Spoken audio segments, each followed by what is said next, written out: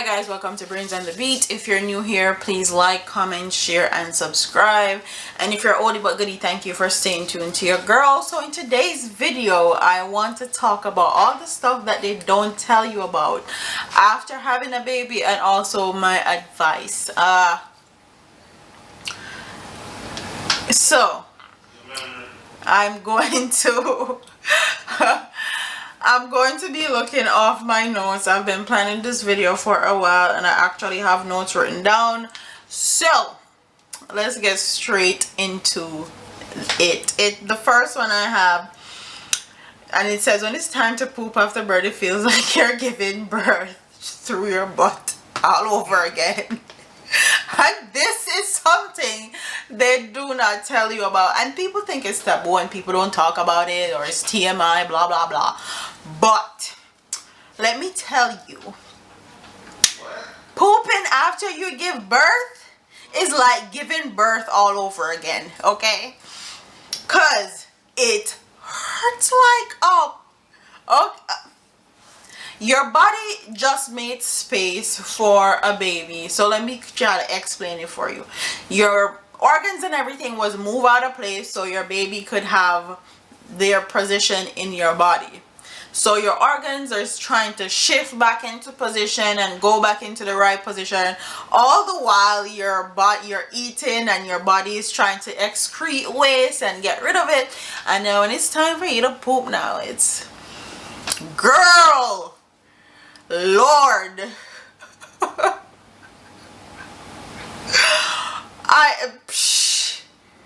y'all don't know. Y'all really don't know. And if you also have a perineum tear that you had to get sewn up, I can only imagine. I didn't get one and it was that hard for me.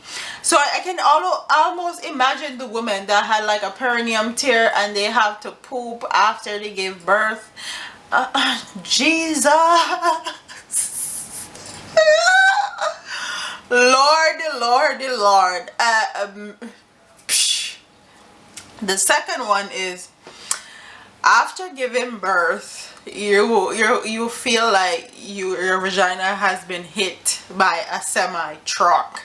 Okay, it feels like down there what you just open up your leg them and a semi truck just goes off. That's how it feels. Your whole center of gravity is off also. So I never do that yet. What? I think that me did that do It's a whole different thing. What? That's a whole different, you can't even understand. That's like a different, your body is like, your body's all the way far up. Okay, so just know, and with that encompassing, you just gave birth to a baby. You had to stretch 10 centimeters to get that baby out. So me no know you know, cause me never look, you have to tell me. And your body is trying to regain elasticity and have your vagina muscles kind of come back together, tighten up again. So it's just a lot going on in that region, from pooping. Also, if you had a catheter put in, when it's time, because they gave me Pitocin and I had to have a pee bag, like, and they put in your urethra. When it's time to pee, and I can also imagine when it's time to pee, and if you have a perineum stitch, Lord have mercy. It hurt so bad to pee. I felt like I was gonna faint in the bathroom the first time I went to the bathroom to go pee. I don't, how, they don't tell you. Okay, these are the things they do not tell you, or they do not talk about it because they feel like it's TMI. Your nipples are going to be on fire, especially if you're going to be breastfeeding. Your nipples feel like they're on fire. literally your skin feel like it's burning when you're breastfeeding, and that's gonna happen for a few weeks. However, it shouldn't hurt when you're 2 to 3 weeks in. You should be comfortable. If that's the case, you need to consult a lactation specialist to help your baby latch properly. After like 2 to 3 weeks, you shouldn't be feeling any pain, but those first 2 to 3 weeks, your nipples have blisters on them, your nipples bleed, they oh and they have nipple cream, but the nipple cream only work for so long. Okay, it only work for so long, because when you have to breastfeed again, that nipple cream is gone. So I'm telling you. And men, I don't think men even understand how hard it is to breastfeed. They probably think it's just something natural that you just have to do. It's actually very difficult, from the pain and having contractions because your body is shifting back into place, to having a hard time peeing, to having a hard time pooping, to your vagina feeling like, plus breastfeeding on top of that. Huh? It's a lot. It is a lot. Something also is babies cluster feed, and I did not know this with Kai. I found this out now that I've been breastfeeding with Milani. Babies cluster feed anywhere from 3 p.m. to 8 p.m. and when I mean cluster feed, they constantly want to be fed. So normally a baby is supposed to eat like every 2 hours to 2.5 hours. Most babies, they don't do that. When it hits 3 p.m., make sure you're ready, okay? Because the baby is gonna want to be fed every hour to hour and a half, maybe every 45 minutes. But I don't know what it is and the timing of day and them wanting to cluster feed, but during that time of day, a lot of babies cluster feed. So be prepared. If you have to give them a bottle to supplement your feeding, do that, because they're going to want to feed. Your skin. Okay, your skin. When I got pregnant with Kai, I had liver spots. They went away. Got pregnant again with Milani. They came back, plus eczema. Your skin is just not the same. And almost every woman that I've talked to that have children, they'll tell you that their skin is not the same. I don't know if the amount of hormones that your body is creating to help baby to grow and all of, your skin is just not the same. It's either you're dry, you have eczema, something happens to your skin, you break out. With Kai, I broke out so much. Okay, I didn't want to be on camera. I didn't want anybody to see me. Like, thank God for Milani, because she came around and kind of, I don't know, equalized my hormones so I don't break out as much. And I don't know if it's I'm drinking more water or what it is, but baby, that, your skin, I'm sure baby's going to say, oh, your skin feels the same, blah blah blah, but I can tell you it's definitely not the same. Then the next one is sex. It's recommended that you can have sex 6 weeks after you give birth. 6 weeks is not enough. Oh. 6 weeks is not enough. It needs to be more about 2 months. Yeah, 2 months to 3 months. 6 weeks. No. 6 weeks is not enough. No. No. No. Yeah, man. It ain't my body. Yeah, you wouldn't. I wouldn't. 6 weeks is not enough. But I'm listening. It's not. 2 weeks. It means 2 weeks. Why is it not enough? No, your vagina, when you have sex past 6 weeks or anything earlier than that, your vagina feels like it went through a traumatic experience. I feel like I got through giving birth all over. All over Really? again. Yeah. I don't know if it is just the soreness or if your body is trying to go back to normal or what it, or it's your body not being in position because it had a baby in there or things move. Yeah, muscles. Yeah, And stretches. Overstretched and Six, get it. 6 weeks. No, man, Pam. It's 2 months. You'll be good. I feel like 2 months is that sweet spot. Anything before that, baby, you're going to be in trouble. Especially if you have a perineum tear and you had to get it sewn back. Oh, God. I'm happy I didn't have to go through any of that, like the whole perineum tear and getting it sewn up. And C-section. And C-section, thank you. I can only imagine what you have to go through with C-section and having a perineum tear and all. I've been blessed in that regard. Amen. Thanks to the man above. Another thing is, girls actually, if you're having a daughter, be prepared that because girls actually have something like a period the first 1 to 2 weeks that they're alive. So when Milani was born, I was happy. It was an amazing moment, yes. And then they left me with her and I tried to change her diaper and I saw blood. I was hitting that bell so hard. I was like, this is weird. She's just born. Like, why is there blood? Like, what? What is going on? And then the nurse was like, don't freak out. It's fine. It's normal. It's what?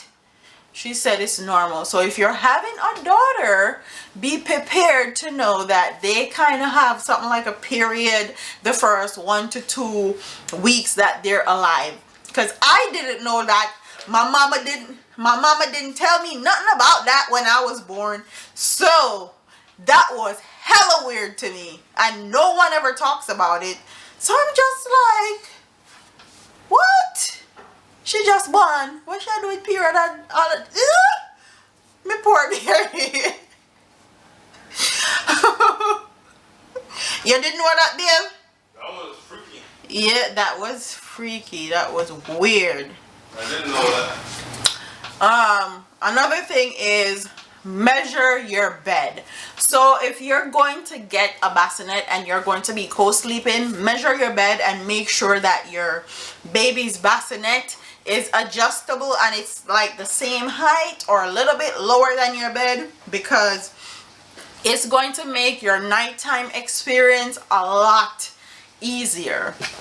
Because taking up the baby out the bassinet, if it's too high, it's gonna be a whole lot of work. Let me just tell you from now, don't get a bassinet that's too high. Get one that's a little bit lower than your bed or the same height as your bed, or that's adjustable. Just a forewarning for you. It makes your life a whole lot easier. And if you can get a bottle warmer or a water warmer or formula maker or any of that to help you with feedings through the night, I suggest you do, because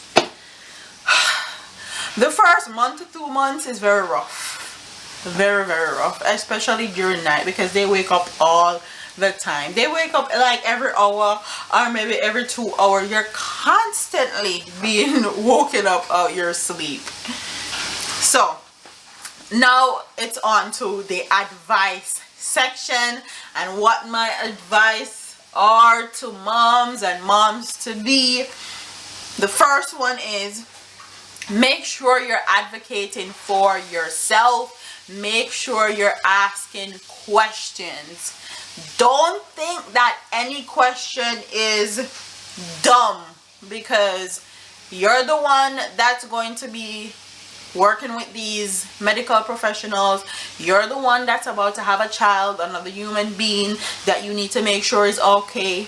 Ask question. If they're giving you something to take, ask what it's for. Does it have any side effects? How is this gonna affect the baby?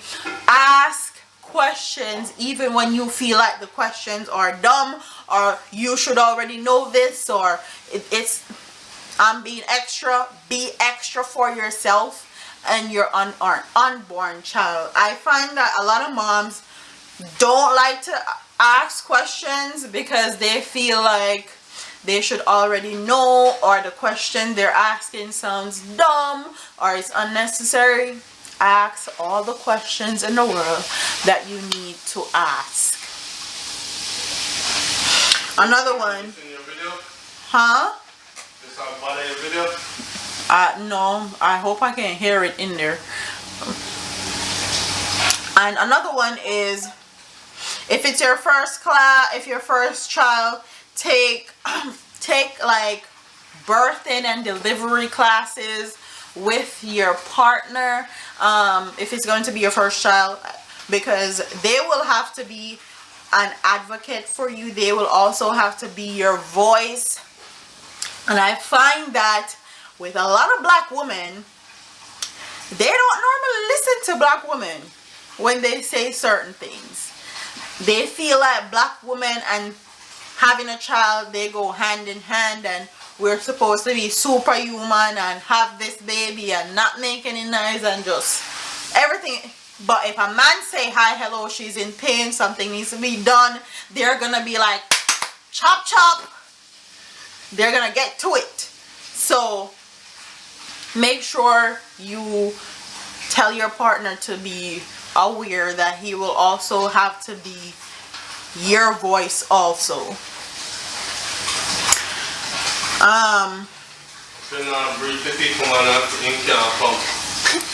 Babe, say if you're not breathe for people, man, I need now come. I'm talking to responsible adults. Even if the father can't be there, because remember, women have kids and their partner's not there all the time when they're in the military and all of that. So, oh no, we get sent. You guys get sent, so why from the dip on battlefield? You coming in for the birth. Oh. Unless you choose not to. Oh, okay. Well, there you have it. But even if it's not your partner, whoever, your mom, your friend, your cousin that's going to be there, please let them know that they're going to be advocating for you. They're going to be your voice, and they need to be on it. They need to be assertive. They need to be there. The next advice is, please know the signs and symptoms for postpartum depression, and make sure your partner or whoever is going to be helping you with the baby knows the signs and symptoms. A lot of times we as women, and I've done this too, we do not like to ask for help. We think that we should fight through it. We should get through it because we feel like we're superhumans, or we just had a baby and we're not supposed to complain and nothing is supposed to be wrong. It's supposed to be a happy, joyous time. But postpartum depression is real. It is real, and especially in our community, we tend to not to want to seek help. And it's okay if you're not feeling like yourself to ask for help. Whether it's, babe said before you kill off all their them, it's okay to ask for help. If you need help, ask for help. Go see somebody and say something. Say you don't feel like yourself. And with this goes hand in hand. The next one is, it's okay to be stressed. It's okay to be sad. It's okay to be angry. It's okay to be frustrated. It's okay to have any other emotions than happiness. You're a human being. Huh? It's okay if it cuss out your husband. You're a human being, and because you just have a baby, don't stop all the other emotions from popping up. It probably heighten them to a certain degree. It's okay to express those emotions. A lot of people have this notion that when you have a baby, you're just supposed to be willy-nilly happy all the time, and having a child is an overwhelming experience. It's beautiful. It's definitely beautiful. It's a happy but there's also other aspects that comes with it. And a lot of people don't want to talk about the negative aspects that comes with it because they feel like you're not supposed to talk about it because it's just supposed to be this happy time. Well, I'm here to tell you it's okay to be all other emotions than happy. It becomes a problem when those emotions are outweighing the happy, and that's where postpartum depression comes in. So the last and final one is,